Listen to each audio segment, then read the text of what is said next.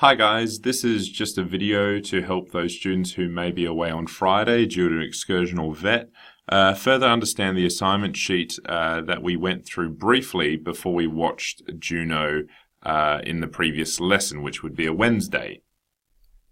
Here we have a PowerPoint that is accessible on the OneNote, and I'm just going to be verbalizing, the instructions that are written on the screen because you won't be here in lesson to get a briefing and an overview as to what you will need to do before the start of next week, where you'll be given the week to choose your scene.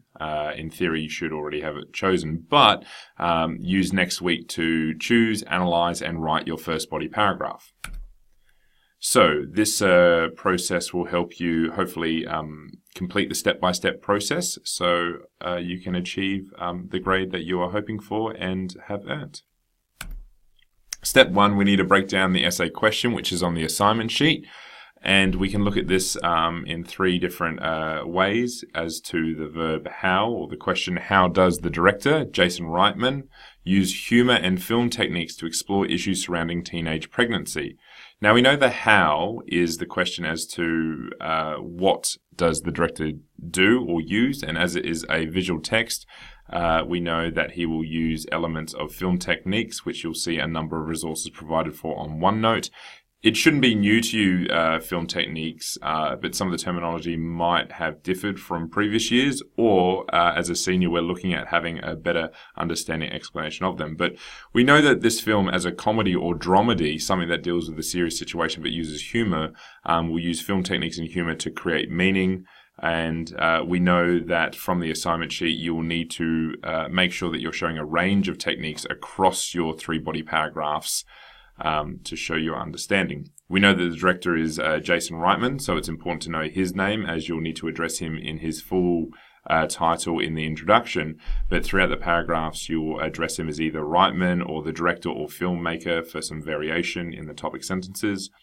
And the biggest part of this question or understanding is the issues surrounding teenage pregnancy. And these are the ideas or the main messages that the film explores more than once. That's what makes it a theme, and how we, the viewer, are meant to feel and walk away thinking and feeling in regards to teenage pregnancy. And we'll look at that in a few slides shortly. The themes or suggested ideas as well are on the assignment sheet, but it will be your job as a student to choose a theme or idea that you might have understood or resonated with, and then find the scene and discuss how that scene using film techniques and humor addresses that. So, issues surrounding teenage pregnancy.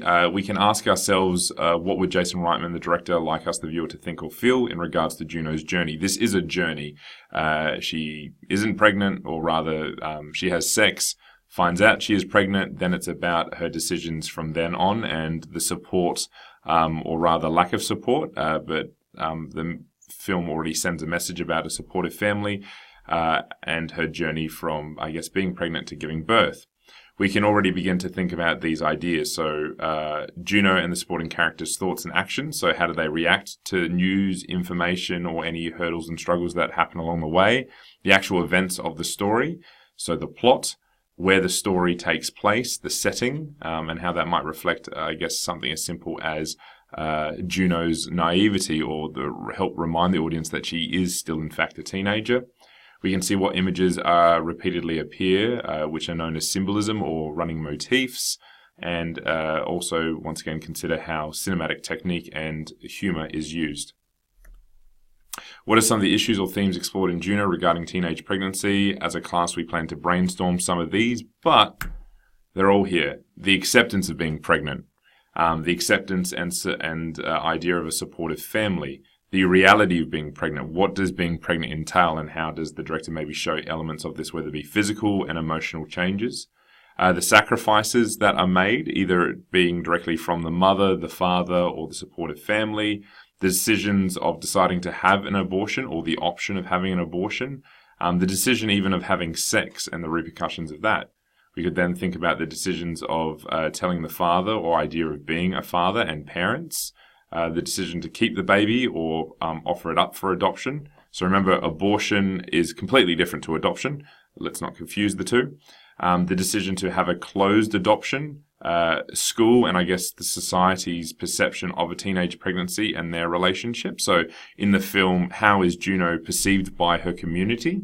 And what is the idea of a perfect family? Is there such a thing? And maybe Jason Reitman is saying something about a perfect family and how we as teenagers often have our discrepancies with our own family, only to realize either years later or hopefully now how supportive and perfect in one way or another they are. And the point of this is to help remind students that there is a document called Issues Within Juno, which is a Word document that actually has a list of these potential issues and even scenes that they might like to remember and use. And that Word document looks exactly like this, where we have the title, we have the potential issue or idea, and the scenes are numbered according to the Juno scene list, which is also a document that is, dare I say, not an exact transcript, but a running transcript of the scenes and maybe a few techniques and images and I guess things students could talk about along the way. Students should refer to both of these to decide upon their idea, considering that you have to, or rather the first benchmark is the first body paragraph before the end of next week. Really pick your first issue, pick your scene. It can be a combination of scenes or ideas if you feel comfortable enough, but run it through with me. But these are the two documents that are going to help you after you've inevitably watched the film. Step 2 is you selecting your scenes. Now, what potential 3 issues would I like to analyze and discuss is the question you should be asking yourself.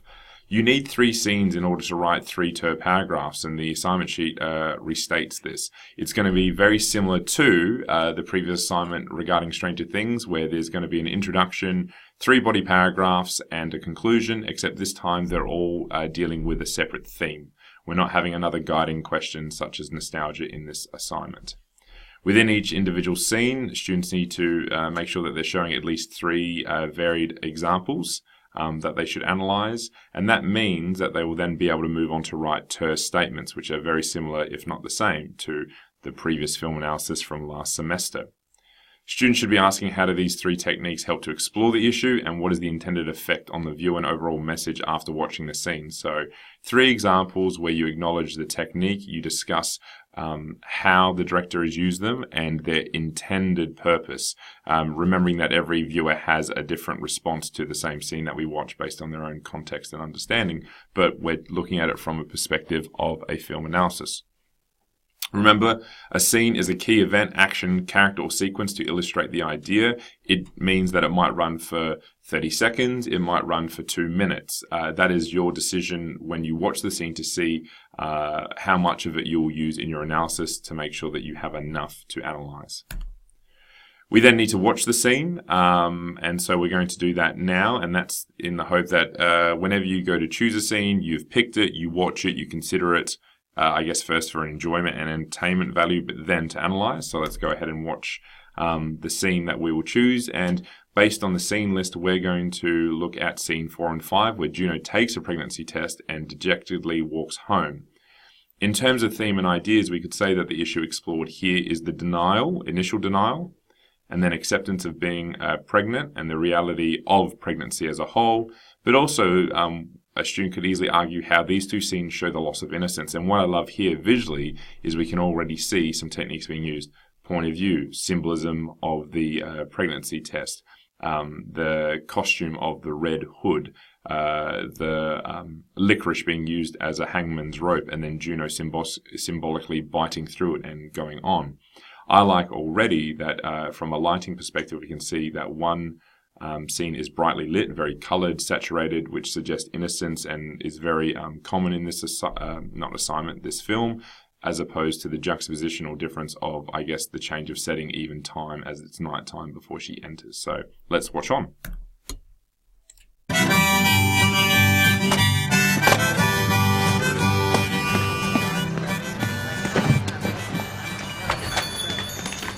Well, well, if it isn't McGuff the crime dog. Back for another test? I think the first one was defective. The plus sign looks more like a division symbol, so I remain unconvinced. Third test today, Mama Bear. Your ego is prego. No doubt about it. It's really easy to tell. Is your nipples real brown? Yeah, Maybe your little boyfriend's got mutant sperms, knocked you up twice. Silencio, old man. Look, I just drank my weight in Sunny D, and I gotta go pronto. Well, you know where the lavatory is. You pay for that pee stick when you're done. Don't think it's yours just because you marked it with your urine.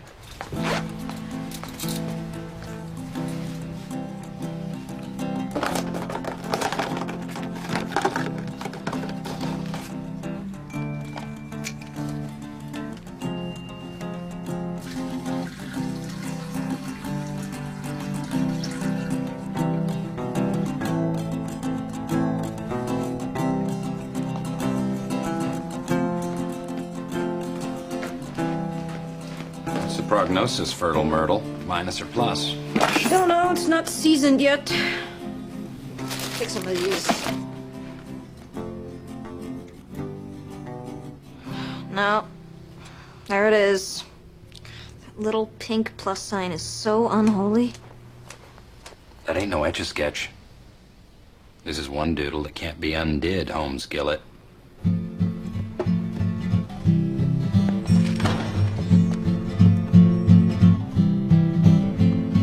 I took the Polaroid down in my room. I'm pretty sure you have a new girlfriend. It's not as if I don't like you. It just makes me sad whenever I see it.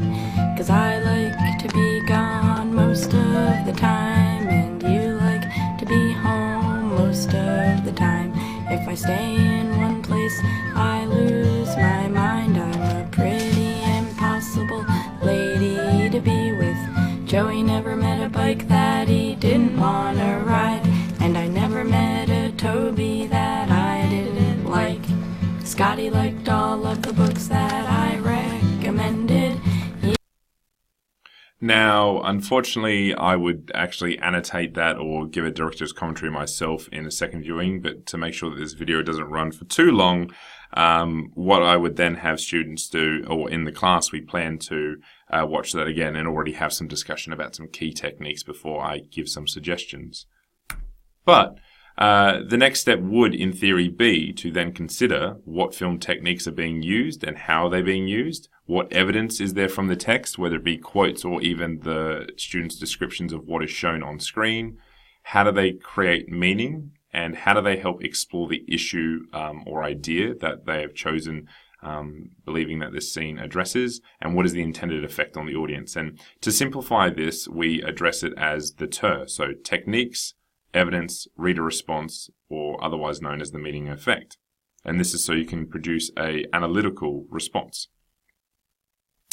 Step 4 would be to watch the scene again and, like I said, take notes. And honestly, this is where you would need to maybe revise on your understanding of lighting, symbolism, camera angles, foreshadowing, and dialogue. You don't need to write about every technique in the scene, but it is good to be aware that the more or fluently you embed them in your discussions or analysis, the better showing or understanding of technique you are showing a moderator. You will need to discuss 3 techniques in detail at a minimum, and this means that for many of your, your examples, you'll be talking about costume, but whether or not it's shown in close-up, or her movements as which move along to, say, the soundtrack. So more often than not, you'll talk about more than one technique, which is great. It's about how you embed them fluently, and of course, make sure that you reference and directly state the intended meaning and effect, and you can refer to the film technique guide and resources. So we can imagine that we've rewatched the scene, or in class I'm going to have the students watch this scene and take some notes, and we'll maybe do even a live note-taking of it.